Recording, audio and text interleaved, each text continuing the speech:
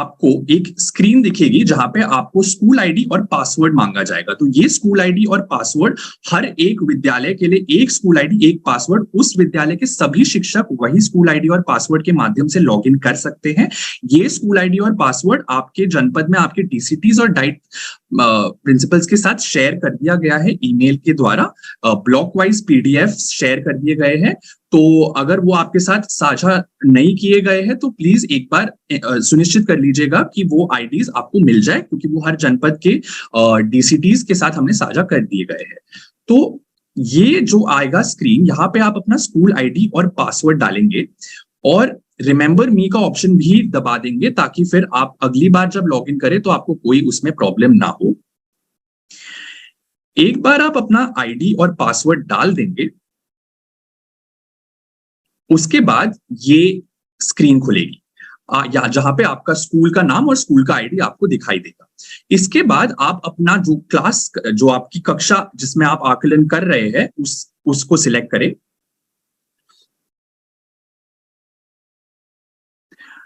Section A ही रहेगा, उसको ए select कर लीजिएगा। और यहाँ पे जो सब्जेक्ट है, यहाँ पे आपके मंडल का नाम, जैसे लखनऊ मंडल या अयोध्या मंडल करके आएगा, और उस सेट जो आपने सेट जो प्रश्न पत्र पर लिखा गया है वही सेट, और जो आकलन की आपकी तिथि है, वो तीनों चीजें यहाँ पे उस सब्जेक्ट का नाम बनेगा। तो ये सुनिश्चित कर लीजिएगा कि आप सही सब्जेक्ट, मतलब सही आपके मंडल का नाम, सही सेट और सही तिथि सिलेक्ट कर रहे हैं। और फिर आप नीचे दिए गए सबमिट बटन को दबा सकते हैं। जैसे ही आप सबमिट बटन दबाएंगे, आपको एक पूरे आपके स्टूडेंट्स या छात्र की सूची दिखाई देगी, उनके 9 अंकीय आईडी के साथ। तो ये जो आपको खुशी का 227957 दिख रहा है नंबर, ये 9 अंकीय आईडी हुई उनकी, और ये जो आईडी है वो ही उसी ओएमआर शीट में भरी जाएगी। उसके माध्यम से यहाँ पे आप देख सकते हैं कि एक ऑप्शन भी है हमारे पास कि जो छात्र उस दिन उपस्थित नहीं है, हम उनको मार्क एज एब्सेंट कर सकते हैं। तो उनको एब्सेंट मार्क कर सकते हैं ताकि हमें पता चले कि ये आकलन में वो नहीं है। एक बार हम आगे बढ़ते हैं यहां से, तो हमें ये स्क्रीन दिखेगी जहां पे हमें दिखेगा कि स्कैन स्टेटस और सेव स्टेटस कितना है इस टाइम पर।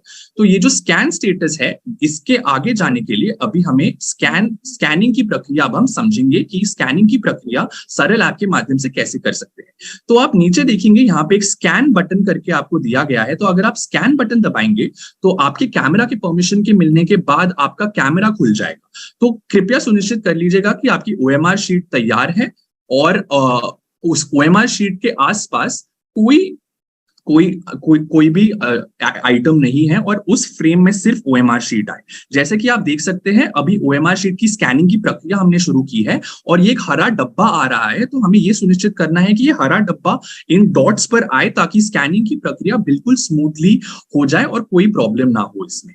उसके बाद एक मैसेज आएगा आपको लिखा हुआ, please wait, scanning is in progress. उस टाइम पे ये स्कैन चल रहा होगा ये सिस्टम द्वारा, और उसके आगे जब आप देखेंगे तो ये हर स्टूडेंट का यहाँ पर जो आपने स्कैन किया है वो यहाँ पर आ जाएगा। तो स्टूडेंट का नाम, स्टूडेंट आईडी और हर प्रश्न के अगेंस्ट उनके जो मार्क्स है आ जाएंगे यहाँ पे। यदि आपको लगता है कि कोई भी इस डेटा में त्रुटि है तो आप करेक्ट भी कर सकते हैं उस डेटा को। और ये क्योंकि कक्षा 1 से 3 की आकलन है, यहाँ पे 8 बच्चों का आकलन एक साथ किया गया है एक ओएमआर शीट के द्वारा।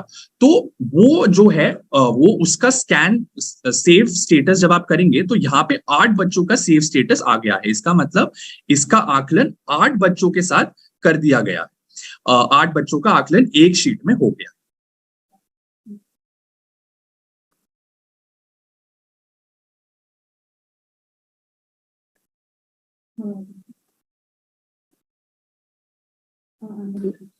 तो जैसा कि आप देख सकते हैं, नेक्स्ट दबाते रहेंगे तो हर एक बच्चे का आगे बढ़ते बढ़ते हर एक बच्चे का जो भी आपने डेटा फिल किया है वो आता रहेगा।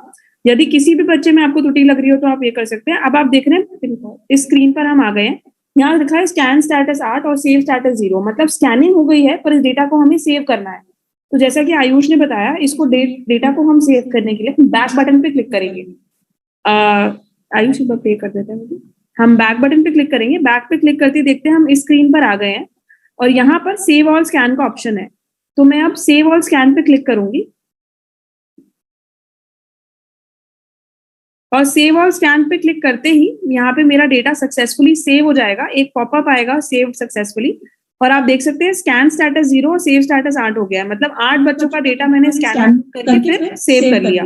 तो इसके बाद यहाँ पे आप नीचे अगली शीट जो है वो उसकी स्कैनिंग शुरू कर सकते हैं। नीचे जो लाल वाला बटन है उस पर क्लिक करके, और यदि आपको दूसरे जब आपने ये स्कैनिंग प्रक्रिया समझ लीजिए कक्षा 1 या कक्षा 2 के लिए हम कर रहे थे, कक्षा 2 के लिए कंप्लीट कर लिया, कक्षा 3 की करना चाह रहे हैं, तो वहां पे आप डैशबोर्ड बटन जो था पिछले स्क्रीन पर, उस डैशबोर्ड बटन पे क्लिक करके इस मेन स्क्रीन पे आ जाएंगे जहाँ पे आप नई कक्षा का चयन कर सकते हैं।